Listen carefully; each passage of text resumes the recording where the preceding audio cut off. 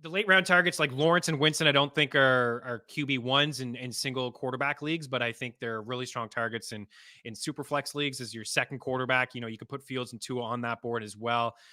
You could maybe put Jared Goff on that board. Deep leagues, maybe Brevin Jordan on that board. I think he's more of a best ball kind of dude for me. But those are two quarterbacks that I think they make for strong quarterback twos in single flex leagues or super flex leagues rather. Tyler Algierk, I talked about him earlier in the show. Raheem Mostert, I feel a little bit better about Raheem now that Sony Michel's not on the squad. Reports that Miami wants to run the ball. I do believe that. I think they want to play at a bit of a slower pace. If the offense is going to look like San Fran's and Mike McDaniel being with Kyle Shanahan his whole career has been with them. So I think the offense will look very similar. They'll ride the hot hand. Raheem Mostert took to social and took to Twitter, said, Mike McDaniel told me they're going to use me the same way they used me in San Fran. So for me, that means he's the lead. Chase Edmonds has a higher ceiling. He's not a guy that has had many games with over 14 carries, but I do believe he is the one. He's going to catch a lot of passes. I'm interested in him as well. But Mostert basically free in drafts. Jeff Wilson is free in drafts.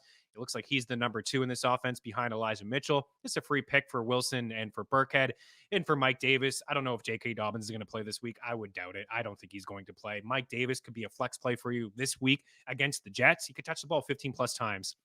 Inside this offense, Gus Edwards is on the pup. Damien Williams, same sort of deal. Maybe just have him on your bench, as a late round stash there and could have some opportunity in the first, second, third week of the season before Algier overtakes the offense. Nico Collins, Alec Pierce, these are guys I already touched on. Christian Watson, a big body wide receiver can go up and get it. Mentioned him a little bit earlier in the show as well. KJ Osborne.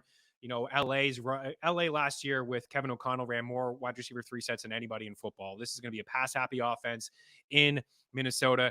KJ Osborne is the number 3. And if you don't believe in Adam Thielen, and I do, but if you don't believe, a lot of people don't believe, then why wouldn't you take a shot on KJ Osborne? And then there's some tight ends there for you, Lloyd, that I actually think have some high upside there. Njoku, Robert Tonyan, and Brevin Jordan of the Houston Texans. Tonyan, man, just go look at 2 years ago with Tonyan.